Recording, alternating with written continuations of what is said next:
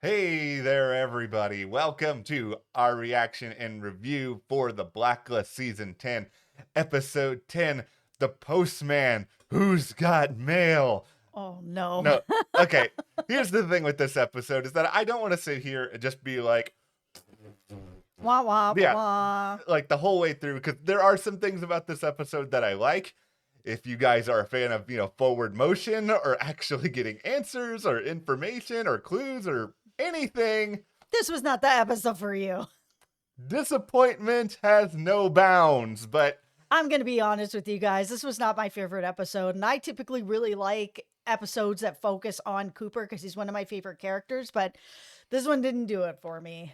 well, we'll talk about the things that worked. I think there are some interesting questions that come out of this. And, Reddington Agnes scenes, they always put a smile on my face. So there's something to get into there. Okay, this is normally the part of the video Yes. where we are like, hit that subscribe button. But today we have a surprise for you guys and something that we've been working on for the past week that we would really love you guys to participate in.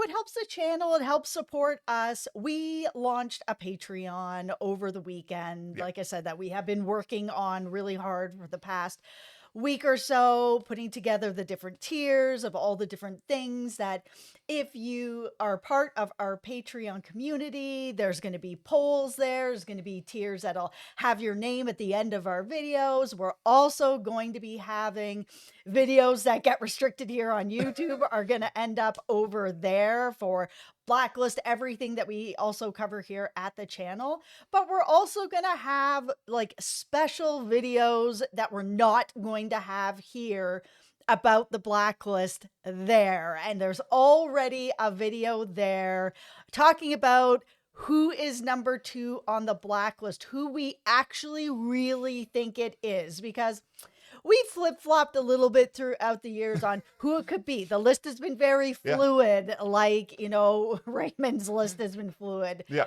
But we've sat down and really talked about who do we each actually think is number 2. That video is up at our Patreon right now.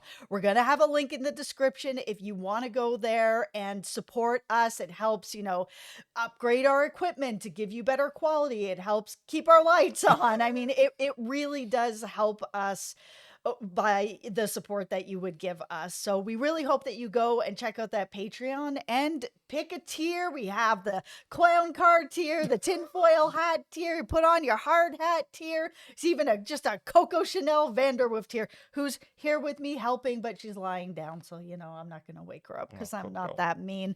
But thank you to everyone for going over and checking that out. Like I said, the link will be in the description below. All you have to do is click and subscribe to our Patreon. Thank you guys so much for all of your support.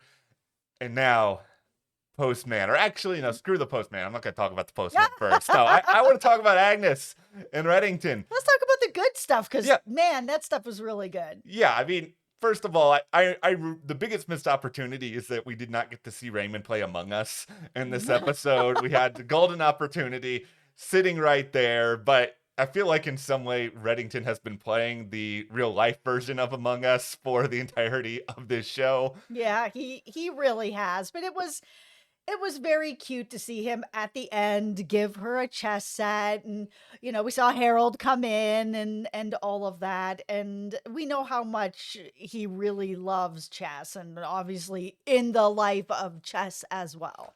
I think if we all want to talk here in the sense of metaphors, there's a lot of metaphors going on in between Reddington explaining to Agnes how this is sort of the game that will always keep her ahead and always have her thinking and all these different possible variables. I think there are going to be people out there who extrapolate from all of this and think, here's Reddington trying to train Agnes in his ways at a very early age. And I'm not willing to go that far. Agnes is still a child. I do not think she is being set up to potentially be the new Reddington at this point. No, chess is not setting you up to be a criminal. Like, it's a game, and it's a great strategy game. And, yeah, I can help you in life, but he's not I don't think he's setting her up to be a criminal.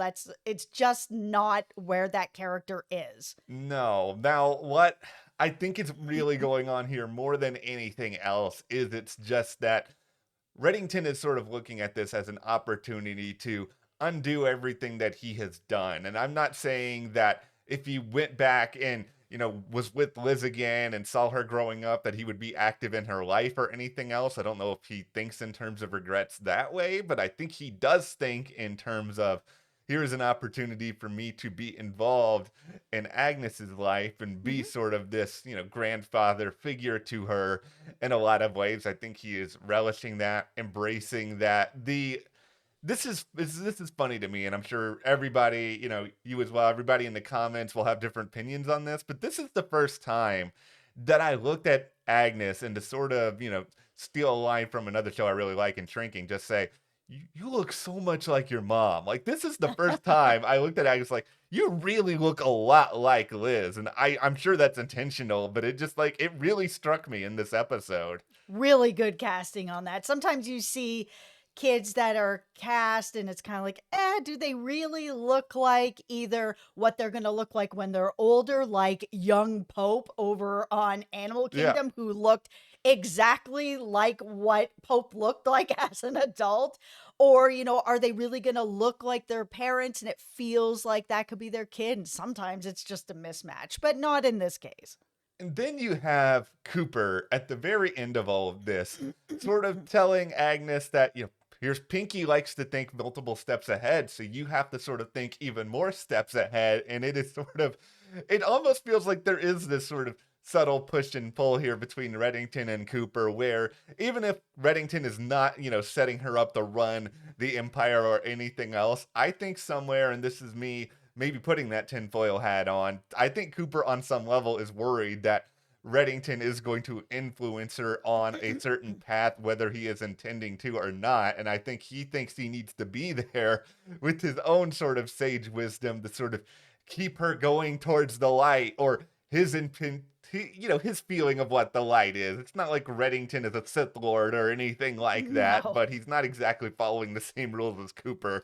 Okay, let's talk about Cooper and what I had said in the last video, which was that everything that Reddington did for himself to make himself safe, which was wiping him out of the system of the task force like he never existed. He killed Wu Jing. He hired, all of Wu Jing's guys that he had hired, and now he's moving on a lot more freely.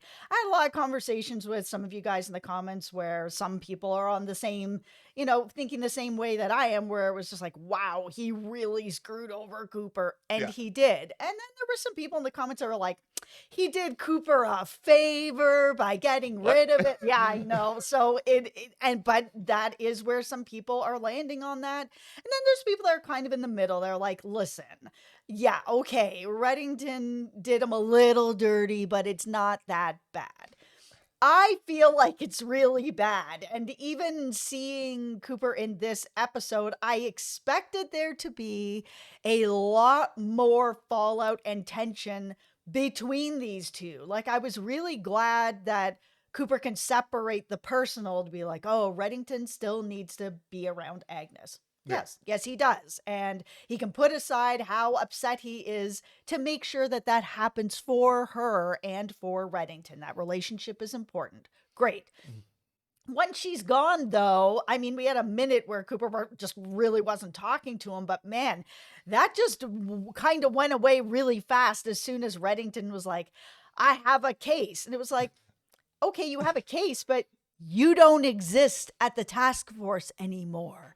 You erased yourself from the task force. Technically, the task force doesn't really even exist anymore because you don't exist anymore. So who is it that's bringing you a case? You've like taken yourself out of the equation with all of this. There's just everything that happened with that, where he left 2 dead bodies in the post office. He hired all of these guys to be like, oh, you guys are all with me now. and I brought you to the actual post office, and I don't really know you that well, but you know where this site is now, so you're welcome. And then you have the actual task force going back there like it's not compromised as badly as it is. I couldn't get into this.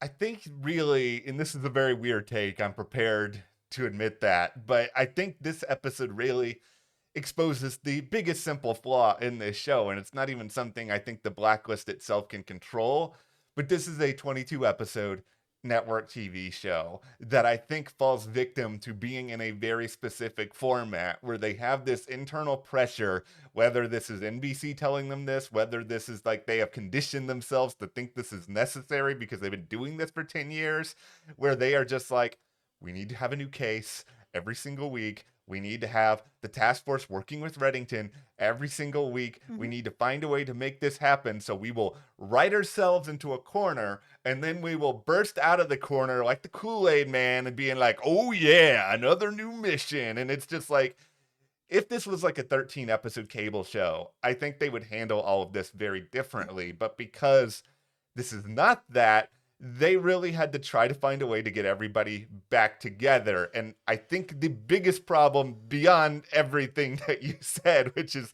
it just feels like there's not a real reason to want to dive into any of this again if you're Cooper or anything else, but it's like Reddington brings him this case that he knows is going to be personal to Cooper because Cooper served on this jury decades ago. I'm just surprised that Cooper didn't sit back at some point and be like, okay, you know, Reddington must clearly know about my past if he's bringing me this case at this point. And then later on, he's just like, oh, you knew. It's like, of course Reddington knew. This is right. He knew that he needed to get something like this to get you back on board. Bringing you regular Blacklister Bob wasn't going to do it. No, but because this is a personal case to Cooper, Yeah. it's not a personal case to the rest of the team. The person I was really expecting to be like, and I'm out, is Wrestler. At this point, to be like, no, like, this is everything that Reddington did to us and compromised us. He exposed us. Like, there's a bunch of criminals who know where we are. Like, I originally thought when you brought up the second post office idea that this was a way to protect them. But he hung them all out in the wind here like laundry to be like, take what you want. You know, it's not a great space for them to be in. And I thought that Wrestler was going to be way more mad that this was going to be an episode where he kind of was like, I need to take a step back and get more into this sponsor, like this relationship where he's a sponsor. Just kind of be like, I actually need a minute to think about this because I don't feel great about what Reddington did to us. And I don't feel that comfortable actually being in the post office at all because there's a whole bunch of criminals that he doesn't really know that all know where we are.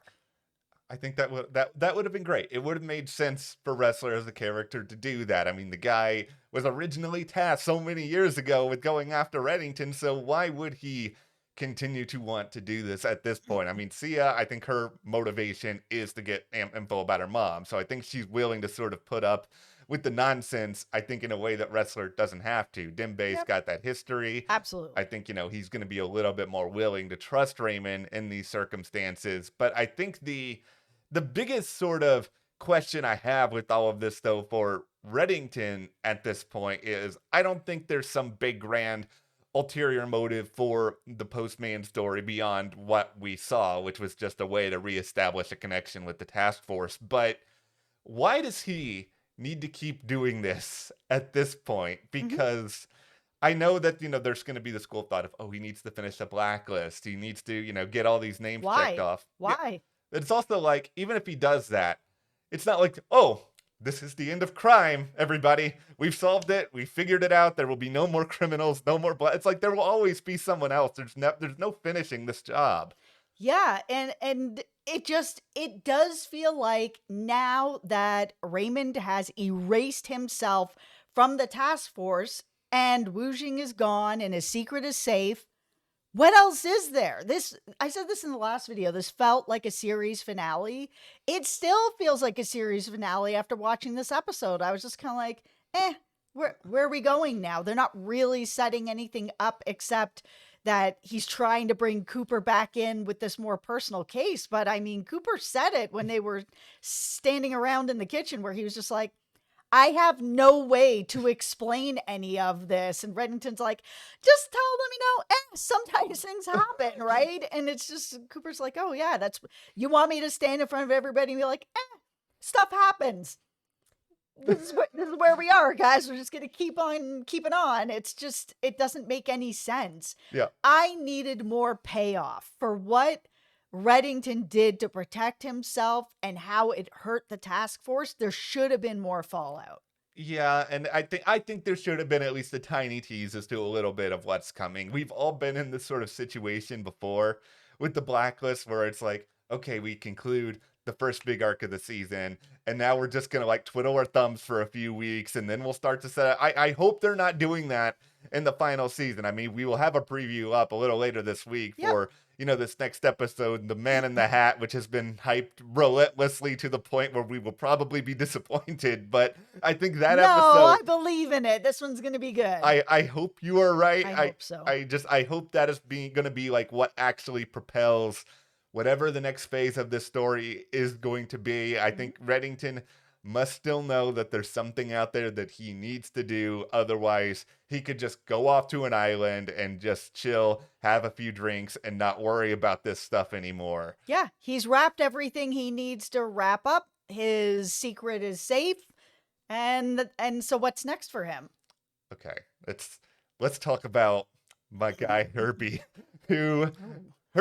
see, Herbie, the thing is that I don't necessarily know if I love Herbie or not, but I feel like Herbie is not as bad as I thought he could be, given that I thought I was just inevitably going to dislike anyone who kind of put into that Aram spot. And like, yeah, the whole, I don't know, back and forth with Sia is still a little bit weird. We've gone over that in the past. It's just like, where's Herbie's wife? What's going on with all of that? I did find it, though, amusing that out of anyone who wants to go and have a drink with them afterwards, it is Dimbe. Dimbe and Herbie, you guys are bros. Like, look at you guys. Yeah, it was kind of, okay, listen, they've tried to give him like this quirky hobby of foosball that like so many people play. This is like giving him the quirky hobby of darts or playing pool. Like these are all sort of fun things that you go to the bar and play with your friends. There's nothing weird about this. So when he's kind of like, hey, does everybody want to come and like have a game? It's like everybody's like walking out the door. Like he's kind of like, hey, does anybody want to go and eat dirt in the backyard? Yeah, let's all get out of here before we have to eat dirt. Like I'm not into this. It was I don't know. I think they needed to amp it up to something a little bit stranger than playing a game of foosball, which is really fun and pretty normal. Yeah, it felt like the writers with Herbie were sort of like, okay, we need to make sure that people like him, so we can't make him too weird. But it's kind of like, we have gotten on board with a lot of really, really weird things on this show, like, bugs flying out of people's mouths. Or banana and mayonnaise sandwiches. He offered that as like a tray of sandwiches where he was like, I have this good sandwich, and here's a banana and mayonnaise. I've never heard of that in my life. If you guys have, let me know in the comments, because that sounded just truly terrible. If you guys watched our past videos, you know how I feel about the mayonnaise, so we do not even need to revisit that conversation. I really like mayonnaise, but I'm not a banana person. I'm not here for the banana. Oh, I'm team banana. Hashtag team banana. Let us know in the comments. Hashtag team mayo. But I would think that maybe there won't be anybody who likes them together. Let us know if that combo is appealing to you. Appealing. Okay.